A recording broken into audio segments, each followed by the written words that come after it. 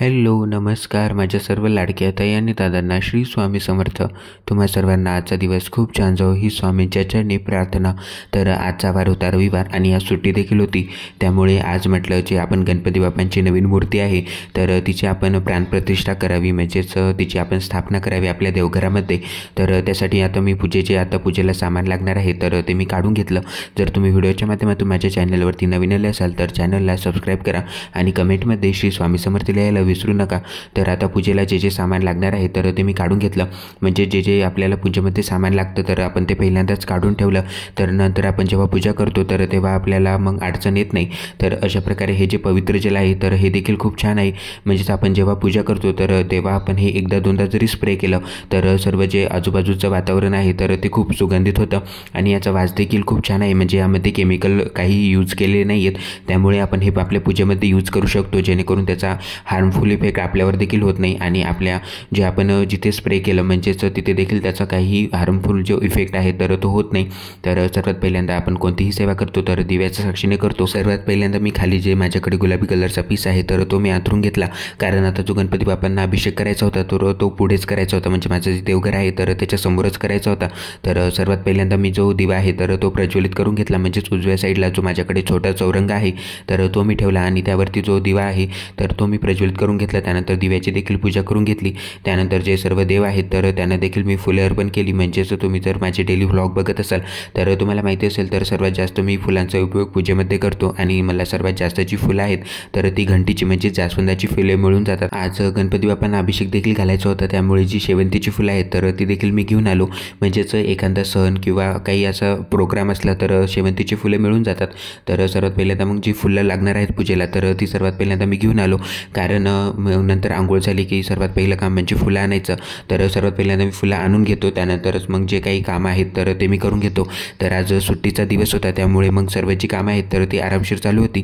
तर सर्वात पहिल्यांदा आपण कोणतीही सेवा करतो तर सर्वात पहिल्यांदा आपली जी नित्यसेवा आहे म्हणजेच आपली जी देवपूजा आहे तर ती आपण करून घेतो आणि त्यानंतर मग आपण जी आपली सेवा आहे तर तिला सुरुवात करतो।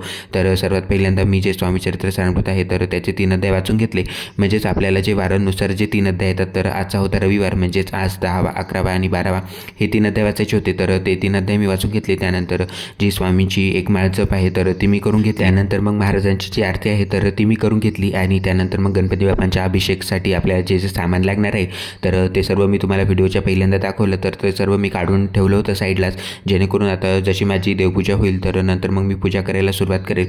तर अशा प्रकारे आता मी पूजेमध्ये जे छोटे आणि जे मोठे चौरंग आहेत तर ते मी यूज केले, म्हणजे सर्वात पहिल्यांदा हा जो माझ्याकडे थोड्या मोठ्या साईजचा चौरंग आहे तर तो मी ठेवला आणि इथे पण नंतर जेव्हा आपण पूजा करतो तर तेव्हा देखील आपल्याला दिवा प्रज्वलित करून घ्यायचा असतो। तर अशा प्रकारे माझ्याकडे हे 2 दिवे आहेत, म्हणजेच हे मोर दिवे आहेत तर याला मोर दिवे म्हणतात। हे जे दिवे आहेत तर ते देखील मी ऑनलाईनच बनवलेले आहेत, म्हणजे एक ताई आहेत तर त्यांचं यूट्यूब चॅनल आहे तर त्यांच्याकडून मी बनवलेले आहेत। जर तुम्हाला हवे असतील तर तुम्ही कमेंटमध्ये नक्की विचारा, मी तुम्हाला रिप्लाय देण्याचा नक्कीच प्रयत्न करेल।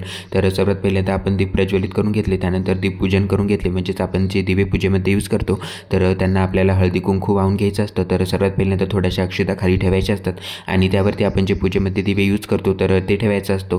तर अशा प्रकारे इथे मी आता दीप प्रज्वलित करून घेतले आणि दीपपूजन देखील करून घेतलं। त्यानंतर जी गणपती बाप्पांची मूर्ती आहे तर ही देखील मी ऑनलाईनच बनवली, तर तुम्हाला ही मूर्ती हवी असेल तर तुम्ही कमेंटमध्ये नक्की विचारा, नाही तर डिस्क्रिप्शनमध्ये मी त्या ताईंचा नंबर तुम्हाला नक्की शेअर करेल, तर तुम्ही त्यांच्याकडेही मागू शकता।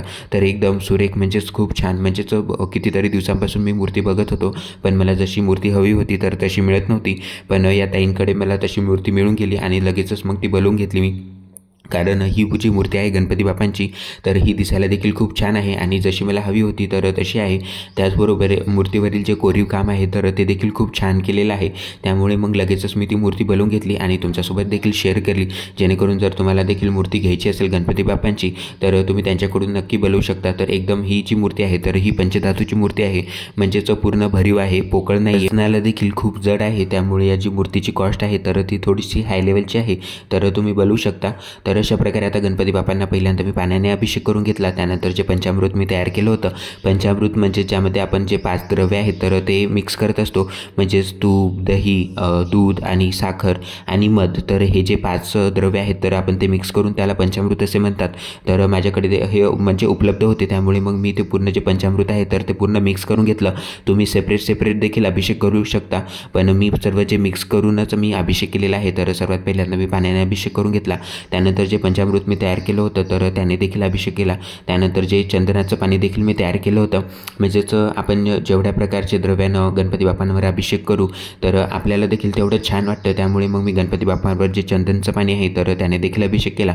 आणि त्यानंतर सर्वात शेवटी मग स्वच्छ पाण्याने मी पुन्हा अभिषेक करून घेतला. त्यानंतर मग आता मंत्र देखील म्हणायचे होते, तर त्यासाठी मग मी गळतीचा यूज केला. म्हणजेच आपण जेव्हा मंत्र म्हणत असतो तर तेव्हा गणपती बाप्पांचा अभिषेक झाला पाहिजे कंटिन्यू, म्हणजेच मधामध्ये आपली म्हणजे कुठे अडचण नाही आली पाहिजे किंवा अभिषेक जो आहे तर तो थांबला नाही पाहिजे. त्यामुळे अशा प्रकारे मी ते गळतीचा यूज केला. तर तुम्हाला मी मागच्या महाशिवरात्रीच्या व्हिडिओमध्ये देखील सांगितलं, तर ही गळती देखील मी ज्या शीतलताई आहेत तर त्यांच्याकडून बनवली. ही जी गळती आहे तर ही म्हणजे तिचे जे हँडल आहेत तर ते सेपरेट होतात, तर याला स्क्रू लावला जातो, पण त्यांच्याकडून म्हणजेच चुकीने स्क्रू जो आहे तर तो विसरून राहिला. त्यामुळे मग त्या म्हटल्या की जेव्हा तुमची नेक्स्ट ऑर्डर असेल तर त्यामध्ये मी पाठवून देईल. तर अशा प्रकारे आता तोपर्यंत मी थोडंसं मॅनेज करून घेतलं. आणि आता गणपती बाप्पांचा अभिषेक चालू होता. त्याचसोबत मग तुम्ही आता गणपती बाप्पा किंवा तुम्ही घरामध्ये कोणती जेव्हा नवीन मूर्ती आणता तर तेव्हा तुम्ही म्हणजेच त्यांच्यावर कोणता अभिषेक केला पाहिजे, म्हणजेच कोणते मंत्र म्हटले पाहिजे. तर सर्वात पहिल्यांदा आपण जे गणपती अथर्वशीर्ष आहे तर ते वाचून घ्यायचं. त्यानंतर जे गणेश स्तोत्र आहे तर ते देखील वाचून घ्यायचं. त्यानंतर जे सरस्वती स्तोत्र आहे हे वाचून घ्यायचं. त्यानंतर प्रज्ञाविवर्धन स्तोत्र, नवग्रह स्तोत्र हे देखील वाचून घ्यायचं. बरोबर जे देवता असतात म्हणजे जे पुरुष देवता असतात तर त्यांना अभिषेक घालताना आपल्याला पुरुष सूक्त वाचावं लागतं. म्हणजे जर तुमच्याकडे नित्यसेवा स्तोत्रमंत्र हा ग्रंथ असेल, म्हणजे जे पुस्तक असेल त्याच्यामध्ये पूर्ण ज्या सेवा आहेत तर त्या दिलेल्या आहेत, तर त्यामध्ये एक प्राकृत आणि एक संस्कृतमध्ये ते दिलेलं आहे. तर तुम्ही संस्कृतमधून वाचू शकता किंवा मग प्राकृतमध्ये देखील वाचू शकता. जर तुम्हाला संस्कृत वाचता येत नसेल तर मी तरी पुरुष सूक्त जे आहे तर ते संस्कृतमधूनच वाचन करतो. तर आज गणपती बाप्पांचा अभिषेक घालायचा होता, त्यामुळे मग पुरुष सूक्त मी वाचून घेतलं. आणि जे देवी असतात तर त्यांना जेव्हा आपण अभिषेक घालतो तर तेव्हा आपण श्री सूक्त वाचावं. इकडे गणपती बाप्पांचा अभिषेक चालू होता आणि त्याचबरोबर माझे मंत्र स्तोत्र जे मला पठण करायचे होते तर ते देखील मी वाचून घेतले. आणि त्यानंतर जी गणपती बाप्पांची मूर्ती आहे तर तुम्ही बघू शकता, तर ही नंतर मग मी जे स्वच्छ कापड आहे तर त्याने पुसून घेतली. आणि त्यानंतर आता मी छोटासा चौरंग असा ठेवला होता, त्यावरती मी जे लाल वस्त्र आहे तर ते अंथरले. त्यानंतर त्याच्यावरती अशा थोड्याशा अक्षता दिल्या, म्हणजे गणपती बाप्पांना स्थानापन्न करले. आणि त्यानंतर गणपती बाप्पांची मूर्ती आहे तर ती मी तिथे ठेवली. त्यानंतर गणपती बाप्पांना मी अष्टगंध गुलाल वाहून घेतला. त्याचबरोबर जी गणपती बाप्पांना प्रिय अशी दुर्वा, घंटीचे फुल ते देखील मी वाहून घेतले. यानंतर गणपती बाप्पांना नैवेद्य म्हणून मी जी फळं आहेत तर तीच आणली होती. तर मग गणपती बाप्पांना मी नैवेद्यामध्ये ती फळच दाखवली. त्याचबरोबर दुधाचा जो नैवेद्य आहे, म्हणजेच आपण दुधामध्ये थोडीशी साखर घालून तो देखील आपण गणपती बाप्पांना नैवेद्य दाखवू शकतो, तर तो देखील मी दाखवून घेतला. आणि ही जी वेणी बघत आहात मी जी गणपती बाप्पांना मी अर्पण केली, तर ही देखील जे बाप्पा मोरया स्टोअर आहे तर यांच्याकडून मी बनवली होती, म्हणजेच त्यांच्याकडून मी शॉपिंग केली होती. तर त्यांनी मला ही जी वेणी आहे तर ती फ्री दिली होती. तर ही जी वेणी आहे तर ही आपल्या पूजेमध्ये देखील खूप छान दिसते. म्हणजेच आपण जेव्हा पूजेमध्ये या वेणीचा यूज करतो तर तेव्हा आपली पूजा देखील दिसायला खूप छान दिसते. तर ही वेणी जी आहे तर ही चाफ्याची फुलाची आहे, म्हणजेच जे रेडीमेड फुलं असतात तर त्यांची ही वेणी बनवलेली आहे. त्या प्रकारे आजचा जो गणपती बाप्पांना मला अभिषेक करायचा होता तर तो देखील झाला. कारण आज सुट्टीचा दिवस होता, त्यामुळे मग वेळ भरपूरसा असतो. त्यामुळे या दिवशी आपण जे आपल्याला सेवा म्हणजेच जे आपल्याला एरवी जमत नाही तर ते रविवारी आपल्याला करायला जमतं. त्यामुळे गणपती बाप्पांचा अभिषेक आहे तर तो मी आजच्या दिवशी करून घेतला. तर तुम्हाला मी केलेली पूजा कशी वाटली कमेंटमध्ये नक्की सांगा. तर त्यानंतर आता गणपती बाप्पांची जी आरती आहे तर ती देखील मी करून नंतर नैवेद्यामध्ये मी तुम्हाला जसं सांगितलं तर मी हा जो दुधाचा नैवेद्य आहे तर तो मी दाखवला. आणि त्यानंतर गणपती बाप्पांना पिण्यासाठी असा जो ग्लास आहे तर हा देखील मी इथे विकतच घेतला होता स्टोअरवरून. तर हा ग्लास देखील खूप छान आहे, म्हणजे आपली कोणतीही पूजा असो तर आपण जेव्हा असे पितळेचे भांडे पूजेमध्ये आपण यूज करतो तर तेव्हा ते दिसायला देखील खूप छान दिसतात. तर असो, तर आता मी गणपती बाप्पांची आरती करून घेतली. त्यानंतर गणपती बाप्पांना नैवेद्य देखील दाखवून घेतला.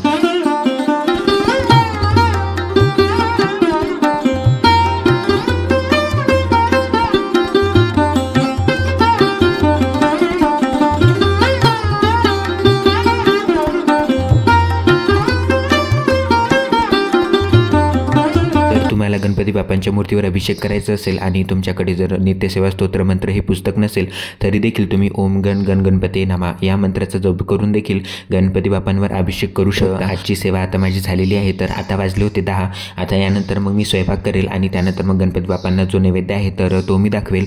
तर आजचा रविवार होता त्यामुळे मग सर्व जे सेवा वगैरे आहेत तर त्या आरामशीर होतात, नाहीतर एरवी ऑफिसला जावं लागतं त्यामुळे मग टाईम मॅनेज करायला थोडासा उशीर होतो। त्यामुळे मग एरवी अशा ज्या आपण सेवा करतो तर त्या होत नाहीत। तर असो, तर तुम्हाला माझा आजचा व्हिडिओ कसा वाटला कमेंटमध्ये नक्की सांगा। व्हिडिओ आवडला असेल तर लाईक शेअर आणि सबस्क्राईब करायला विसरू नका। भेटूया अशाच नवनवीन माहितीपूर्ण व्हिडिओसोबत। तोपर्यंत सर्वांना पुन्हा एकदा श्री स्वामी समर्थ। आणि तुम्हाला कोणतेही प्रश्न असले तर तुम्ही कमेंटमध्ये नक्की विचारा, तुम्हाला रिप्लाय देण्याचा मी नक्कीच प्रयत्न करेल। तर तुम्हाला आजचा दिवस खूप छान जावो ही स्वामीच्या चरणी प्रार्थना।